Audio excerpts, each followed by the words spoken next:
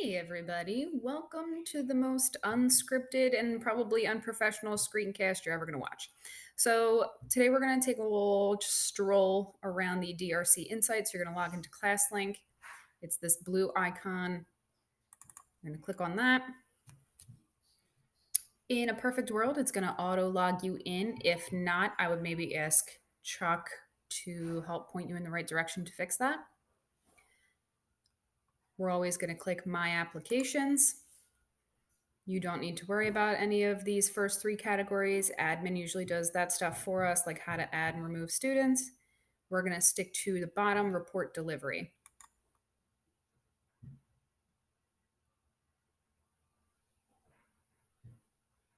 All right, since we are doing the CDTs, you're going to click CDT Interactive Reports.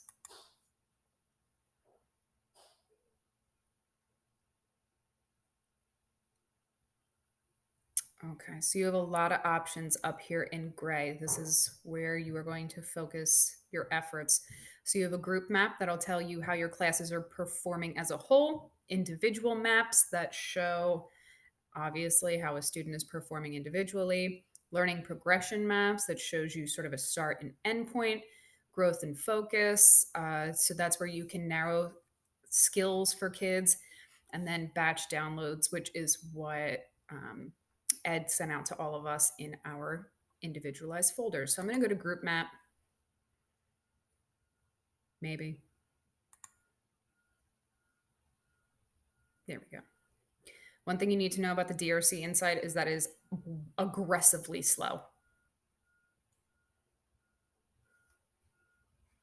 Should only take a moment. Okay, so you have a couple of options in here. These are listed by course and then your scheduling code. So you have to check Teacher Access Center to see what they are. Make sure you are clicking 2020, 2021. So, like, this is my first period. Content area will be reading. Since we've only done one, these will autofill for you.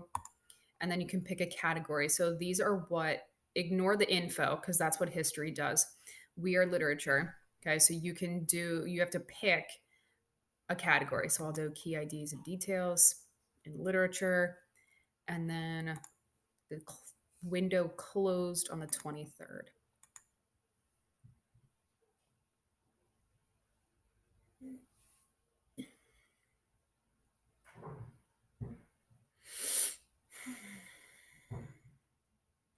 Okay. Loading. Okay, here we go. So it'll show you the breakdown of where kids scored. Blue is advanced, green is proficient, red is basic or below basic. So it'll show you the breadth of your kids and their performance. If you hover over a student, it will tell them your individual performance. Okay, so like John C scored an 822. The highest score you can possibly get is a 2000, so that's not even at the halfway point, so we would have some work to do with John. If you click on John's name, nothing happens. Okay, just so you know that. Beneath that is going to be your grid view. So if charts aren't your thing and you like items in lists, it's the same exact information, just in list form. These are all of the items that were tested,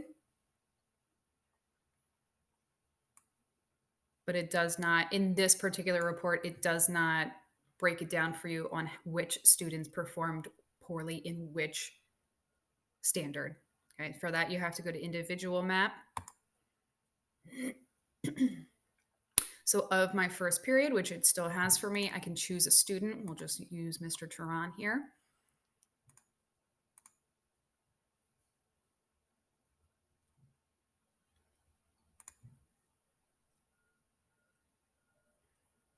And this is something that you could use for conferences or conferences with the kids, however you want to do that, or not do that, you know?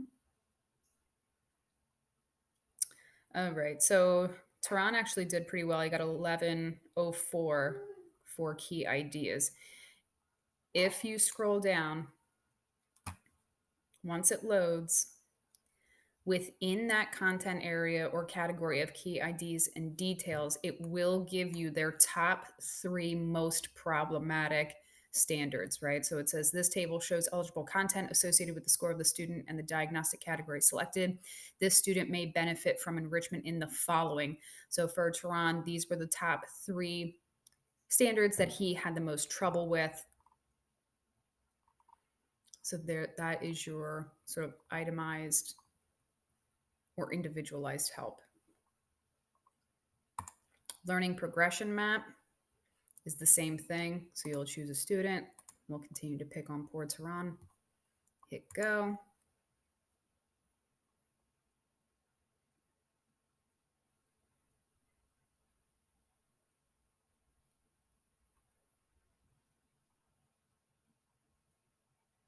There we go.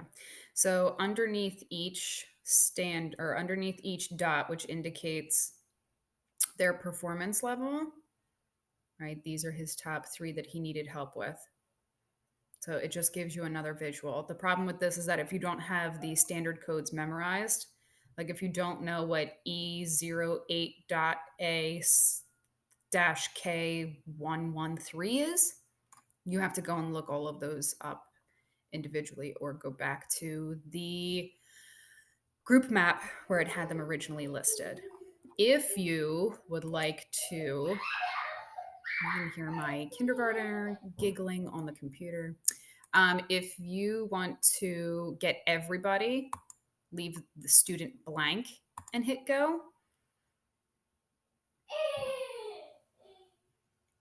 She often yells into her computer like her class is located on the moon. Okay, so then it gives you everybody. So like I can see that the vast majority of my kids have an issue with E0A8A-K111. I got to figure out what that standard is because that's obviously where they need the most help. Okay. So probably of all of them, if we're looking for standards we want to focus on, this is going to be your moneymaker. Growth and focus is like a beast of its own. So I'll do that one in a separate video because that one's super long. Batch download is pretty simple. You have the option to batch download in each category or in each report. So select a site. We are Classroom Diagnostic Tools 2020, 2021. So you can do individualized map with color. It gives you all these. Conference report, I haven't dug into that yet. Individual maps with ECCs, that's eligible course content. So you want to do that one. You pick your course. Content area is reading. Map configuration. I don't know why our grade level is not on there now. Oh, there we go. Literature.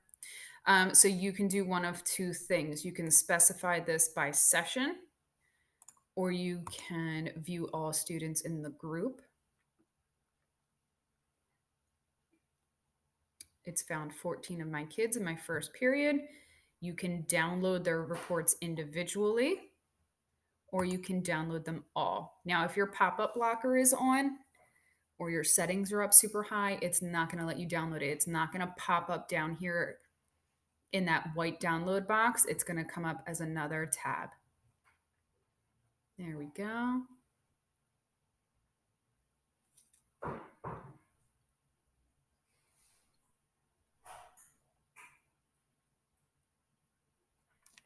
There we go. Okay. So you can see that these are, I wouldn't recommend printing this whole thing as it's almost 30 pages. But so for each one, it'll give you in each of the 3 categories, craft and structure, key ideas and details, and vocabulary. It'll give you how they performed in each quadrant, as well as which standards they were given. Now, if it's listed as LF111 or LF anything, that means for the most part that that student was on grade level, which is why Tehran's in the green for these categories. But look, he's in the red.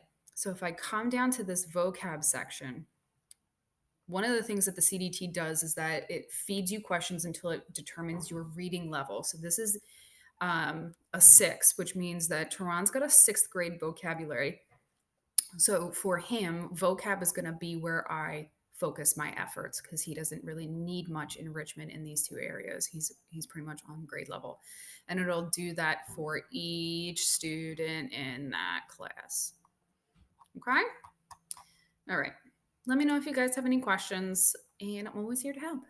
Bye.